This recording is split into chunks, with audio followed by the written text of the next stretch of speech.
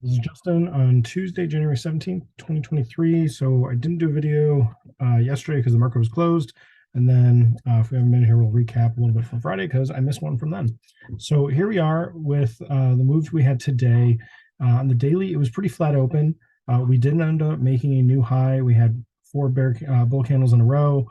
Makes sense to have a little bit of bearishness, at least resting come in. But we did actually push up pretty quickly. And after the first hour, that's kind of a good comfortable time to be looking for a trade. But like there's a really nice high wave candle right there on the 10, and then we pop with that candle. It was a bull candle, so you can't really trade that. And then I mean you could totally trade this, but I mean it's not a 10 EMA setup, but that would have worked. The one I'm looking at is over here. We had a really nice bull candle closing below the 10. We are breaking down. We've gotten to a new high. Maybe we'll have some selling come in. Sure enough, you can go bearish right here with the bull candle closing below the 10. And your stop, you can actually get a stop up here, and that can be your setup. And we can do that with options, and your target could be like way down here. It can work. So let's jump over to the put. So here is the 39.75 put that expired today. And with that same candle at 9:33, it's right here. So go bullish above it. Let's say 1.75 or 1.8, something like that. And then look at the range this has been in. You can easily get a stop down here at 0.75. And then all of a sudden you've got a $100 risk with your stop below that last pivot. And you can look for a target around 3 would be 1.25R. You could even look for a target a little further up. I mean, this just ran quickly. It didn't quite get back to the previous pivot from when we had kind of opened and been down a bit. But anywhere in here, looking for a target anywhere in this range would have been anywhere above 1R pretty easily with that kind of a move. And you can tell it's got that momentum the way that this is breaking down, pretty quickly here, took out some buyers. I mean, people are buying here. Took that out on this candle, immediately reverses, rests right here, middle of this candle. It should bounce. Nope, doesn't, but it's got our bear 10 EMA setup. Really nice setup. If I zoom out a little bit, we can see the last couple of days, we gapped down on Friday and really just started to move right back up. There's some really good bear candles closing above the 10. That one almost, this one definitely, this one, any of these, most of these, if you held on long enough, would have worked. But because we gap down and we're kind of running back up, it's like let's look for some more of a pullback to get in. So that would have been in this area. And so after this comes in, okay, let's look for a bear candle closing above the 10. That's this one. You got some over here. Some ones that would have triggered pretty quickly. This one was really nice here. So let's go look back at this first one. This was at, let's see, this one's at 11:03. I'm going to show the 4,000 strike call. This was the one that expired on Friday. The nice thing about this one is at 11:03, you could have bought this for about $1 risk. It didn't trigger till a couple of candles later. Still, you could have gotten in maybe 1.15 and a stop down at 0.15. That actually would have still worked. You would have been holding as it went sideways all through here. This is that candle right here at 12:36 that ended up, it really started to move after that. But in this case, you would be looking for a target probably around the previous pivot around 2.5, and you're basically going to double the option. It did actually get to that price, but not till late in the day. As it's running up here, that's probably a good time to kind of peel off those gains, maybe about $1 gain there instead of holding for 2.5 from these previous levels. Still would have been a nice trade, but not as good as it could have been with this kind of a move. There's better options to be in later, but I mean, hindsight is 2020. So if you're getting in here and it doesn't just skyrocket like it did here, actually it still didn't even skyrocket there. It really started to get some traction through here. But it's just later. You don't know to be patient and wait for that when you're looking for the 10 EMA setup, and hey, we're coming out of an S curve, we should go, and it just kind of trudges along. So yeah, it was really hard to figure out like which option to be in on this kind of a day. Being in something that's out of the money, it needs to get to the money very quickly, and obviously that's what happened. Or at least that kind of movement is what happened today with the bear trade that we just talked through. But the bull trade on Friday, it was much harder to kind of gauge that.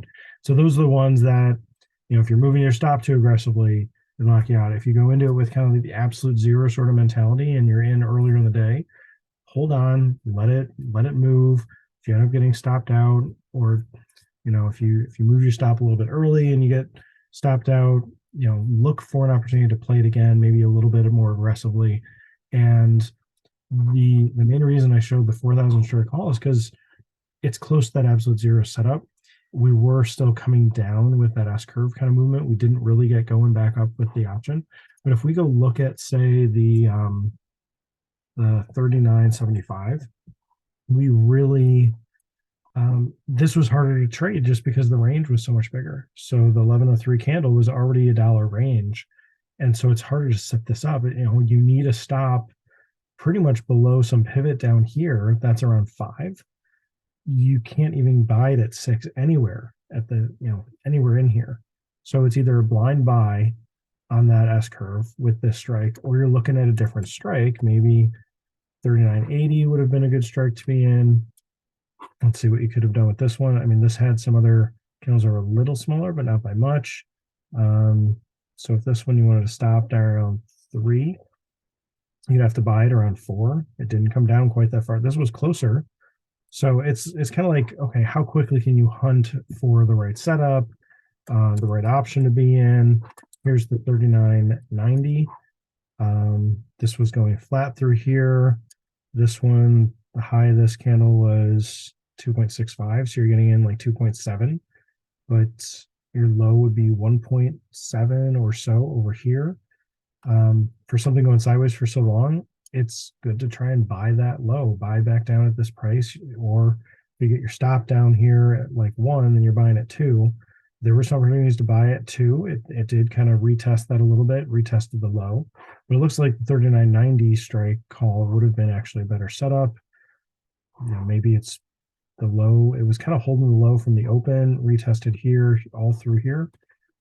I don't know that I would have noticed this live. It's like, want to be more aggressive, want to get into something that's going bullish because we're trending bullish this day. But we ended up, we started the day gapping down pretty significantly and recovered, but we kept coming back down to around the $2 price on the 39.90 call, even though we never tagged that price during during the time that would have been ideal to buy that. So it's like you're buying around 2 here, around 2 here, around 2 here, and here.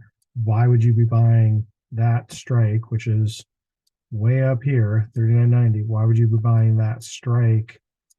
That was not a straight line. When it's so far away, way up here, it has to get all the way up here to be in the money.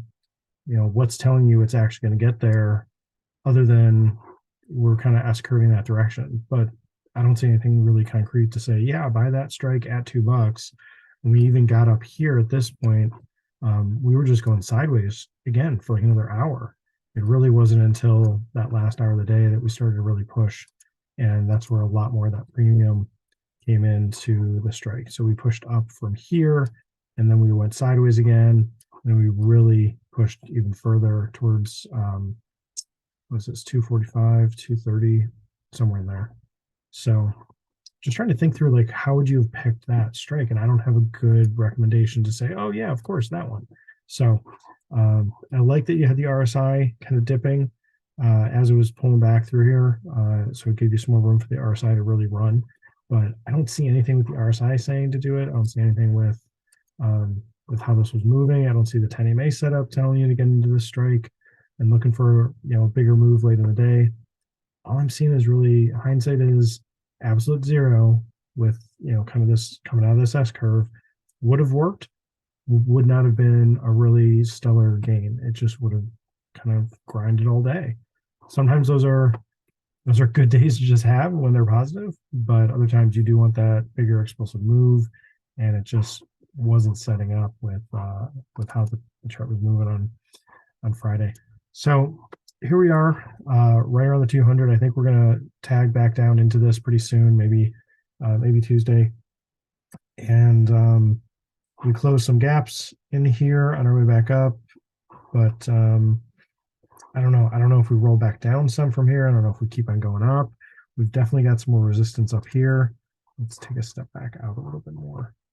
Yeah, we've come into this same resistance a couple of times in December. We've done that last back in September. So, oops, didn't mean to click that. So if we run back into this price the next couple of days here, we should be met with some resistance. Now we are above the 200, so that seems to help that we've got some strength, but we've come a really long way to get to this point. And I think at some point we're going to have another rollback down, but I think we'll trap a lot more bulls if we actually push above this level, let's say into 41.30. If we were to push up to that, or 41.20, 41.25, I think more bulls will be getting on board like they did this day. It's like, oh, it's going, we're bullish, let's all pile in, and then we'll have a bigger gap down. And if we have a gap down, so if we can push a couple more days bullish, this is what I'm picturing. So let's say we get a tag into the 200, and then we start coming out of that, and we push, and we do something like this coming out, and then we get a day that's, that's clearing these resistances. If we can get some sort of gap like we did this day going up, I think that's just going to trap folks. And then if we can have a gap down below that resistance, at least this resistance in here, if we can somehow gap down below the 200, I think that could be a crushing day. But I don't know if we're going to run straight up and then have that kind of a big gap. I think it's more likely we could run like this and gap down part of the way. So I don't think this is going to happen like this. I think we could have a smaller gap down, and then that tags the 200 again. So maybe it's a bigger candle like that, and then we could see a bigger day, where more selling comes in from the 200. But that should hopefully be further away. I don't think we're going to tag 200 and then just crush lower, unless some news thing happens. And I honestly don't know if there's some news events coming up, but we'll just take it one day at a time. Hope this helps. This is Justin. Thanks.